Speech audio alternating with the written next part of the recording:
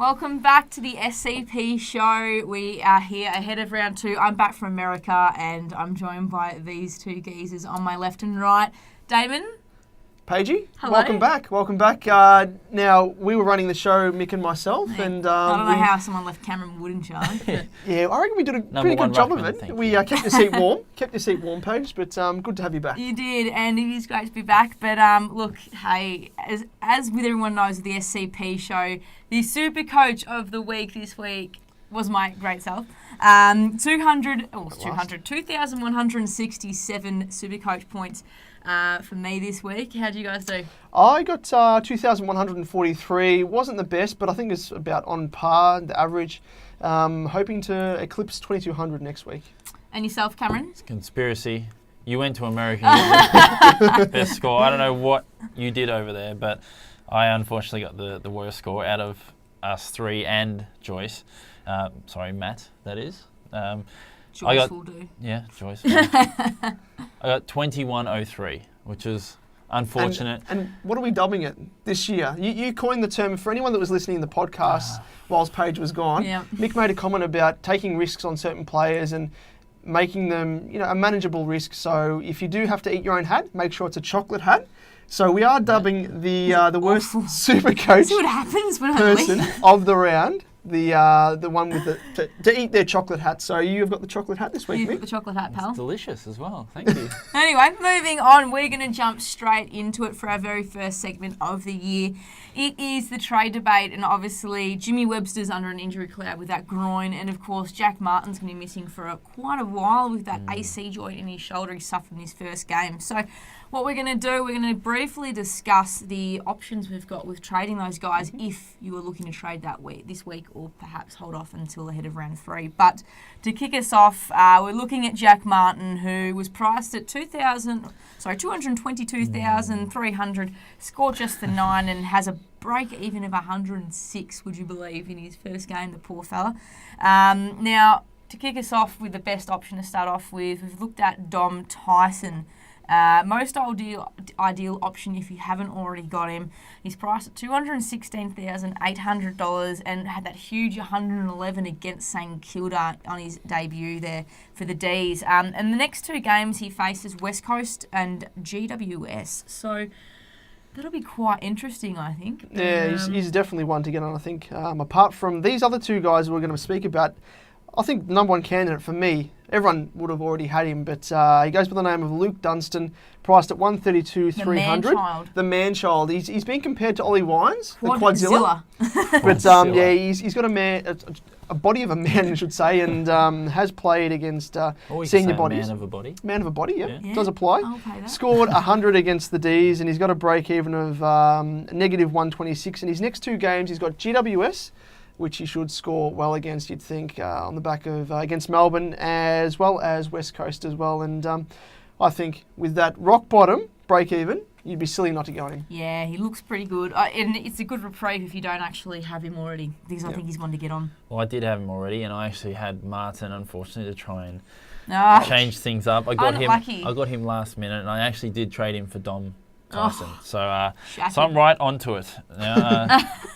I'll be getting up there, don't you worry. Jared Polek is our next player. If you haven't already got him, what are you doing? 172,600. Got 107 against Carlton. He has a break even of minus 118. Huge. Good cash earner. Yeah, exactly. Excellent disposal of. Excellent. This is Hollywood for you. Those blue light discos you're at over in the US, Paige. SuperCoach Hollywood now. I know, isn't it? It always wants the limelight. But look, moving on to Jimmy Webster, who, of course, I've dubbed him already the Patrick Karnesis of 2014. It's heading that way because he's had a huge pre-season, massive scores, great average, and has just come back to the actual season proper and looks pretty crap.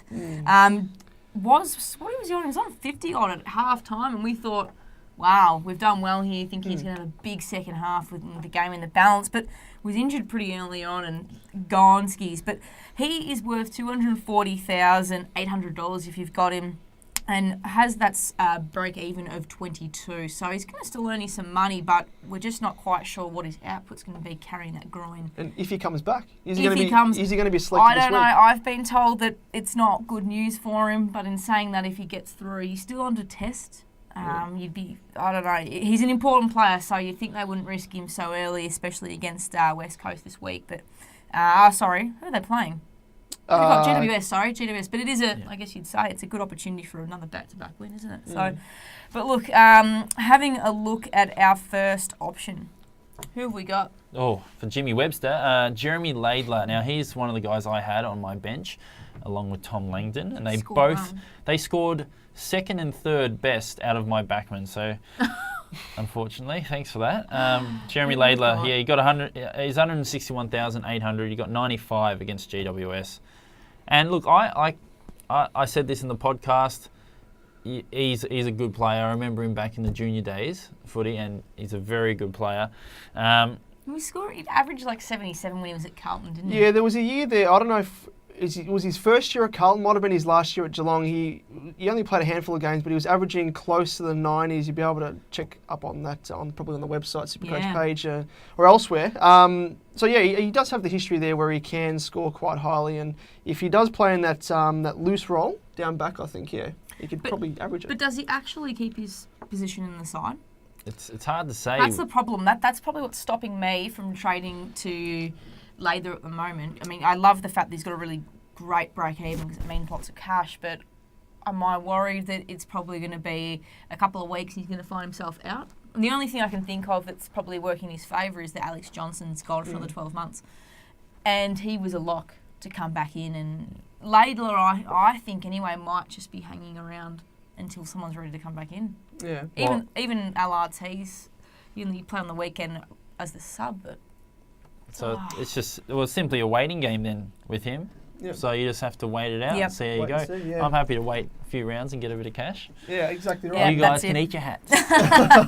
But look, I'm having a look at Hawthorn's Will Langford, and I actually decided not to bring him into my team based on the fact that he's been tagging, but he did show against not only North Melbourne in the NAB Challenge that he could not only shut down his direct play but win his own ball and win some really good SuperCoach points. But he the 77 against Brisbane was pretty admirable. He's got a minus 85 break even, in his next two games the Hawks face Essendon and Fremantle.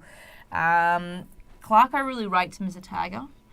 And the good thing is for Hawthorn is that when Langford's in the side, it means that Shields gets released.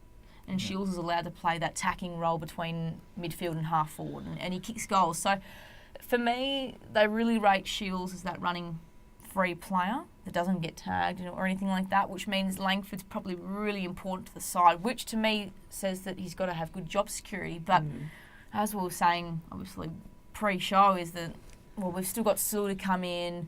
We've still got Rioli to come in. Lake's got to come back into the side. Schoenmakers is going to come back in the side. And although they're all different positions, they're not going to directly affect him as per se so much. It's still more people coming back into the Hawthorn side, which means someone's going to get pushed out. And he just might be the unlucky one. So job security, how long is he going to hold it for? That's the exactly. issue. And playing for last year's premiers, I think if he has an off week, and as you say, with the inclusions coming in, Hawthorn aren't going to be in the position to persevere with him. I think they're just going to cut him straight out, which is probably a bit unfair, but that's just the nature of it. That's it. That's the game, unfortunately. That's what happens. Another player to look at, and one that I went with in the pre-season, and I changed out for Webster. Silly. God. That silly man. is You are a silly David man. Swallow, priced at $429,400. He scored a whopping 135 against Richmond. And he's got a break even of -31 with his next two games being Freo and Brisbane. And one sort of option, I think, if you've got Daisy Thomas, if you've got the cash for it, you can upgrade him to David Swallow, which is what I've done at the moment, going into round two. Which we'll talk about very soon. Exactly, and I've actually swapped him into defence and put McDonald into the midfield and downgraded Webster to Laidler. So that's one thing that I've done, and I think if you got the cash for it, definitely look to do it. Definitely worth it. Swallowed your pride. But look, our next segment this week, we're having a look at the talking point of the week. and it is the underperforming premiums. And we might be going a bit early here by saying that these premiums have underperformed because it's round one. But look, let's be honest. When I fork out over $500,000 for a premium, I damn well expect a decent score. And I'm telling you right now, these scores, these guys we're going to be talking about, are very below par than what I have banked for. But to start off, Pierce Hanley was really well backed in a lot of sides after his tremendous efforts last year. Didn't have a huge preseason, but 72 against Hawthorn, he looked crapola in that first half, but he made a real fist of it in the third quarter, which really bumped his scores up to a reasonable 72. But look, in the next couple of games, the Lions have got Geelong and Gold Coast, so a couple of games he's really got to stand up in. They do play well against Geelong, Brisbane. They match up quite well, and then they've obviously got the derby against Gold Coast. So two really big important games for Brisbane to get off to a decent start with.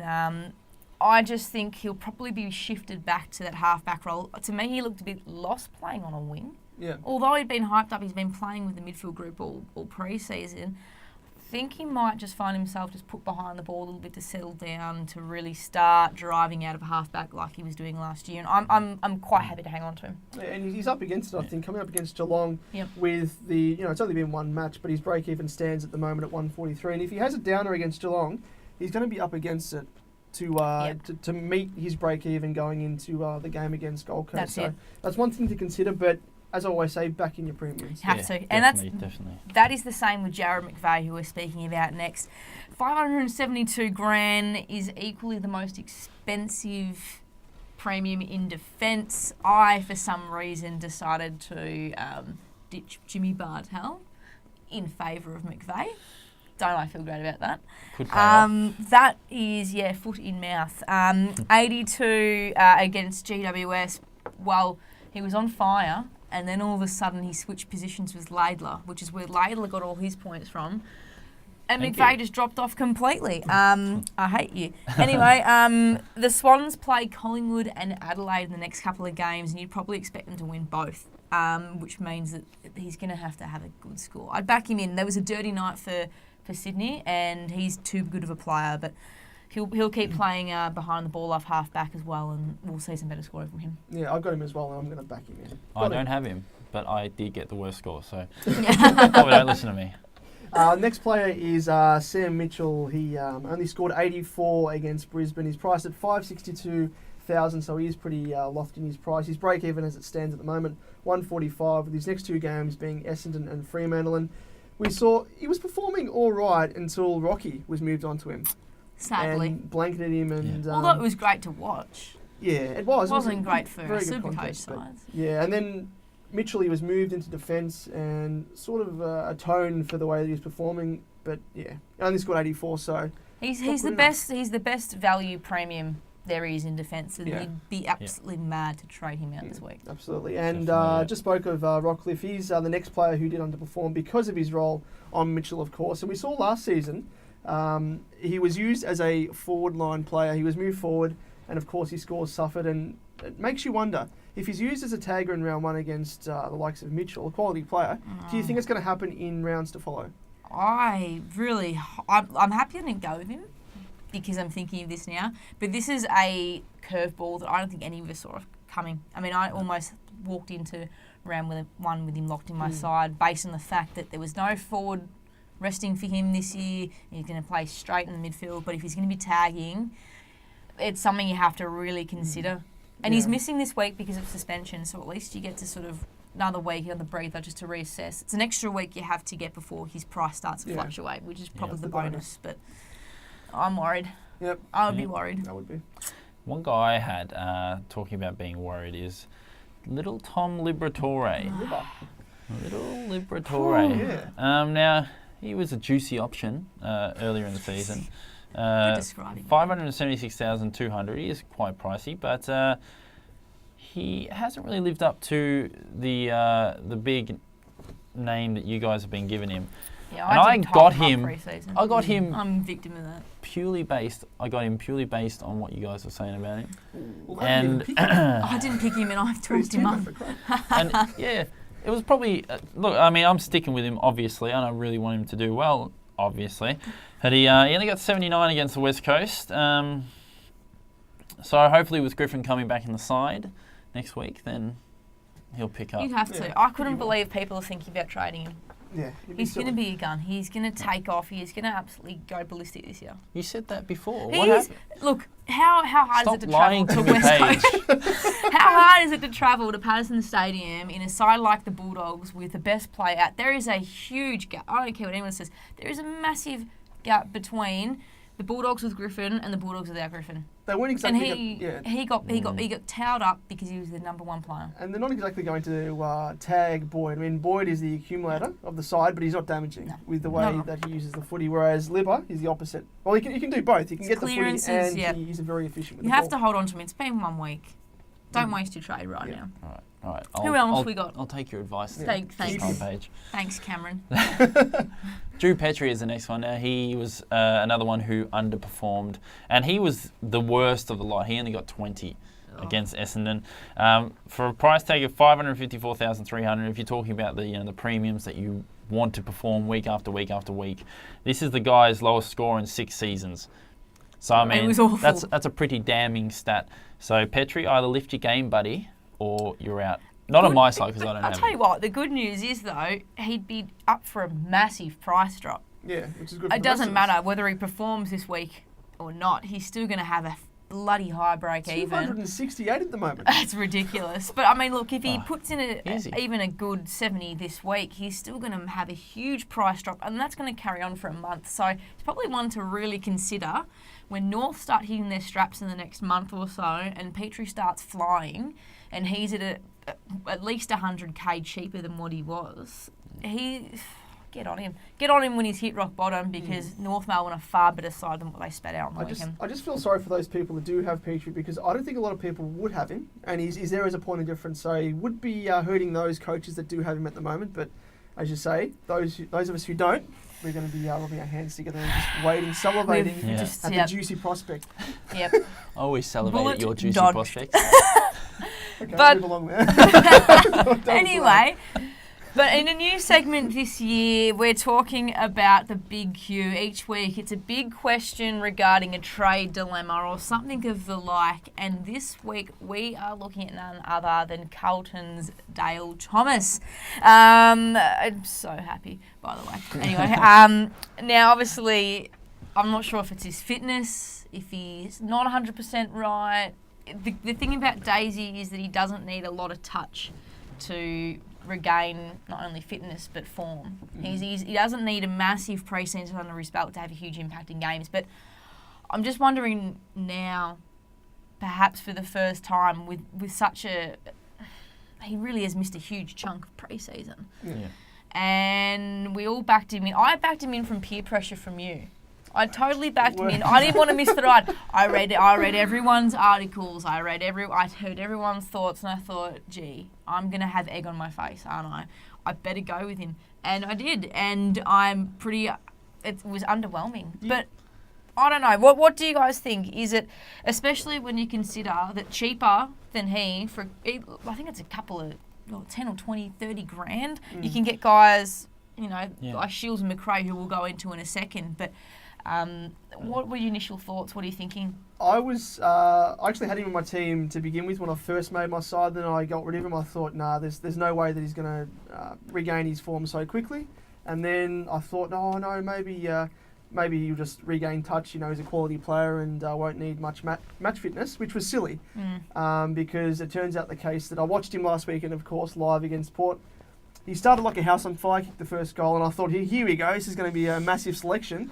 And as the match wore on, he just didn't have the fitness for it, and that just goes to show that I think at least he needs probably 3, maybe 4 weeks to regain. He full ran fitness. out of puff. That's the general consensus that I got, is that he just didn't look like he was running out of the game, like you said. And he was taking a few shots in front of goal as well, and he just looked off. He's usually an awesome kick, but he's good on the run. He's not great from a set shot. He's something that really haunted him at the Pies, but even then, it was just simple things. Even then, his touch was completely off, as he said, and he showed flashes of brilliance. Yeah. I thought, but you know, it's not going to come back for a little while. Well, He the needs flash a of good 5 or brilliance 6 weeks. is not what you want Yeah. for SuperCoach. And I was the only one out of us that didn't get peer pressured. He did. I think he I got the can't inside- believe Daisy. that. He got the inside And- word from Daisy Thomas because he's Cameron Wood. Yeah, He knows him. yeah. He's got his number. That's why. Got your, you Hey, got we your got- big we got ear to traded- the ground down there, We got haven't you? traded to the same club, and I'm still in contact with him, even though I've been dropped out of the main side. Let's not talk about that. And I saved myself 10 grand, 10,500 to be exact, and I went for Liam Shields. Who we're going to talk about right now. Yes, Liam Shields. So he scored 108 against Brisbane. So thank you for that, buddy. Break even of what, minus 32. Is that right? Yeah. That is correct. Next 2 games though for Hawks, Essendon and Freo. Now Shields obviously won't get the attention, which is good. He flies under the radar, and he'll probably go up in price and make me a bit of money, which is good. And I don't have to trade out for him, which is good. But also, as we say with Shields, the danger in that is if Langford gets dropped, then Shields is going to go back to his role, which is his old role in his tagging role. So That's the what's danger. scary. maybe. You've That's got to what have worries faith, me. buddy. I like it. I think he's great. So as long as he's not playing the tagging role, I think he's a seriously good option because one thing he does, he kicks goals, and he loves to kick goals. He pushes forward, and he collects a lot of the outside ball. He's not in no danger of being tagged whatsoever. So there is a huge upside with Shields, and he could probably earn you a good 150k this year at least. But as you said, it's the tagging role. That's probably what's stopping me contemplating Shields, is that how long do we see him go on this freewheeling role for before selections in the side? Unless Langford is that bloody good that he can hold his spot in a premiership side and force out someone else. It could be Sewell. It could be Sewell that he keeps out. And then all of a sudden you're a genius and we look like idiots. I'm a genius, But, and that's my big tip for the season. and- Stay with Shields. Still with Shields. Now, what about you? I haven't got Shields. I'd like to have him in my side, Would but you have again, him? that question mark over him, I think there'll be a stage during the season where I think Langford will stay in the side for a little while, but I think Clarkson, there might be a game there where he switches the two. Could be. I don't think Shields is just free of the tagging role just yet, and I think it may come back to The good to news haunt for but- him, though, is that he does play a bit off. He's shown that he can play off a back pocket or off a back flank. So there is that option for him, and that's why he's listed as a midfielder. Sorry, but I don't know. I don't know with Shields. I'm not convinced. That's just me. Maybe I'm not getting into it as much as you are, and perhaps you might have. But look, the next option, who are we having a look at? Yeah, I would definitely go for this option, and he goes by the name of Jackson McRae. He's priced at 331. I think he's 331,100. He scored 113 against West Coast in a side that got absolutely obliterated across the park. So that just goes to show he is quality. I Quality. like it. Yeah. He's moving like Pendlebury. He He reminds is. me a lot of Pendlebury. What's that there? Yeah. He's put on a couple, like he's actually grown a couple of centimetres, and I think someone today was telling me that he's like 190, 191, which is Pendlebury territory. So if you take that into consideration, I'm happy to put it on the line here and say it. But I think he's going to be this year's Chad Wingard. Wow. I'm going to say it. I don't know. What? I'm really that tempted. I'm going to give Daisy one more week, and if he stinks it up, then I'm going a straight swap into Jackson McRae, and I'll happily do a sideways trade for him. I will follow my own sword and do a sideways trade. I hate doing them, but Stick with Shields. Jackson McRae, he's grown too much. He's going to have growing pains. he's growing pains. Going to have growing pains, and then I'll put him out for 4 weeks. But that's it. You just wait. But if you do look at the flip side of it, McRae is probably more prone now to having those off games as a second-year player, second-year blues. That's something probably a con if you take him, if there is one with him. There really isn't much. He's got great job security. He's going to continue playing the same role week in, week out. He's a top line pick for them. Yeah, So. I don't think he's going to get the tag at all. I mean, when Griffin comes back, there's Griffin there, and then of course there's Libba, and Yep. Libba got the tag last week Exactly. without Griffin there. So I think he's going to be free of the tag and be free to run around and roam and wreak havoc. I like him. I rated Jack when he was at Oakley for the Chargers in the TAC Cup, and the form he's displaying now is no different to that. And it's funny. A fun fact for everyone at home: Jackson McRae was actually overlooked in the initial list for the Oakley Chargers. They didn't think he was good enough. And it was only because of an injury that he got a call up and he never lost his spot then, and then ended up being a bloody top 10 pick. So That's not a fun fact. it's a good That's story. an unfortunate fact. Yeah, It's a good story. It's a feel-good story. Could he be? Fun fact. Anyway, that's be totally fun. irrelevant to Not fun for Supercoach. him, anyway. Could he be the Totally best Jackson irrelevant. in the AFL? Oh, That's the question. who's Jackson Thurlow? Jackson Merritt? Merritt? Jackson Merritt? I can't even think of a Jackson. There's a few right now. Jacksons, and that's not a very common Do you name. remember that kid Jackson Barham? Anyway. No. I don't think anyone remembers him. No. Anyway, moving on. Look, to be quite honest, before we finish it off, are we going to keep Daisy or are we going to trade him? You're trading him. I've already traded him. I've got him. And you're a Carlton man, so that must say something. I already had That worries me. McRae. I took the gamble on him, and paid off, which is good. Well, you've probably got a bit of an advantage So there I because can you've already got. You can It afford to do cancels that. itself out in a sense. For those coaches that don't have McRae and have to trade him in and use a trade, I'm pretty much using a trade as well. But I'm using it on Daisy to Swallow because I missed out on Swallow. Yep. So, but I would definitely consider it. No, I never had him, and I will never get him because he was a traitor to Collingwood, and I'm sticking by Shields. I My understand. man Shields. You got to stick by, and it's the year of the mid prices, and I tell you that now, and I've said it since week one.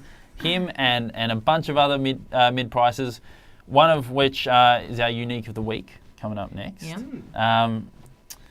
That it's their year. They're all going to Yes. blitz it. And that brings us to Unique of the Week, which is a new segment this year.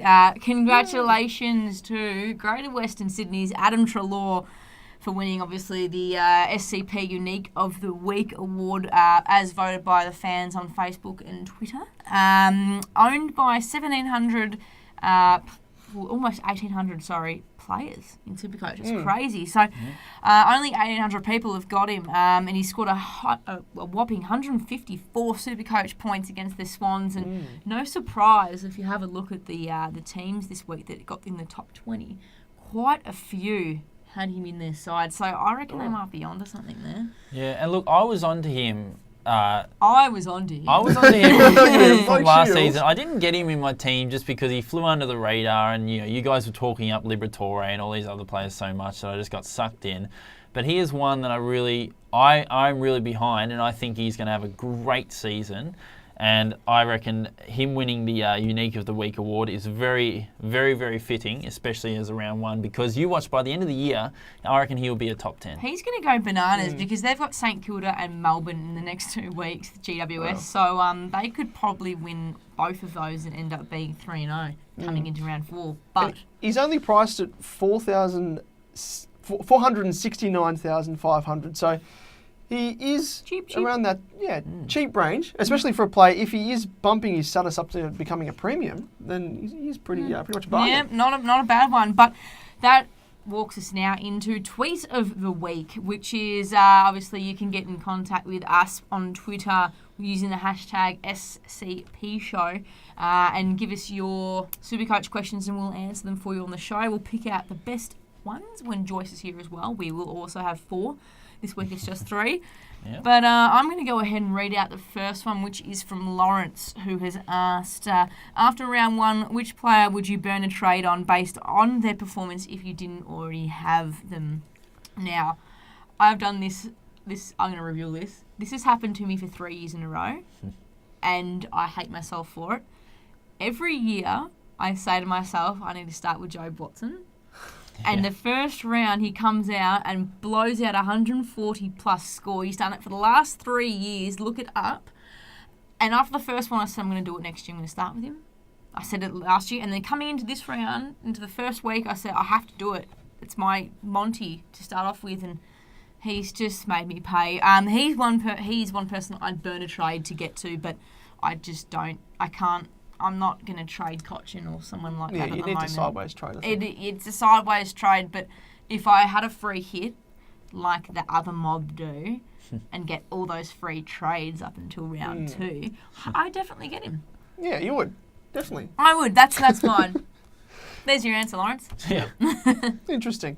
My one is from, where are we? Adrian, he says, is it sloppy coaching or mere list management to trade out players at the start of the season to get the right mix? And I think it's probably a crucial thing to make the most of those first 2 weeks before price changes to get your team right. I mean, you're never going to get your team 100% right. So use those 2 weeks before price changes to get in the best performing rookies. I think that's what you've got to make the most of. Not so much just sideways trading premiums. I think that's a waste of a trade. Yep. Back your premiums in. But if you started missed out, them for a reason. yeah, exactly right. And if you missed out on the likes of Tyson, Dunstan, Pollock, And you want to offload Mishi, for example, yeah, it's a good opportunity to do so. You can do that, yeah, exactly. So I think in terms of that, make the most of it, and don't be afraid of trading and think, oh, I've got to keep my trades, because make the most of it. And who you got for us? Advice. I have Nathan. Nathan has tweeted us, and he said, "Is it worth keeping Rocky?" Talking about Tom Rockcliffe there. Not sure if he's going to keep tagging #SuperCoach Paige show. We didn't write that, but Anyway, my answer to that is I don't have the guy. He is a very good player and he has gotten very good scores in the past. But like we've been talking about, you got to back your premium. Simple as that. If you trade him away, you got to remember he's still got 95. Was it 95, 94? Yeah. He's still got 94, 95 when he's pretty much taking Mitchell out of the game. I mean, and that's It's good. good. It's huge. It's good, but I think I'd be huge shattered. when I'd be he's shattered if tagging. he continues to do that for the rest of the year. Of course you'd be shattered, but get Treloar. Look at that. Done. That's Easy. advice. There's your... There you go. That's a There's your boat. or your Zaha bogan Ruckus. part. Zaharaki, you haven't even got him. Anyway. Get him in this week. Look, that pretty much wraps up the show for this week. Hopefully you've made some good trades. If you haven't, be good like me and hold off until the price rises in round 3. And we'll see you next week. Don't forget to send in your tweets to SuperCoach Paige, which is SuperCoach Paige at Twitter, and on Facebook, and use the hashtag SCP Show to get your questions on the show next week. We'll see you next week. Yep, catch you All right, then. Bye. Catch ya.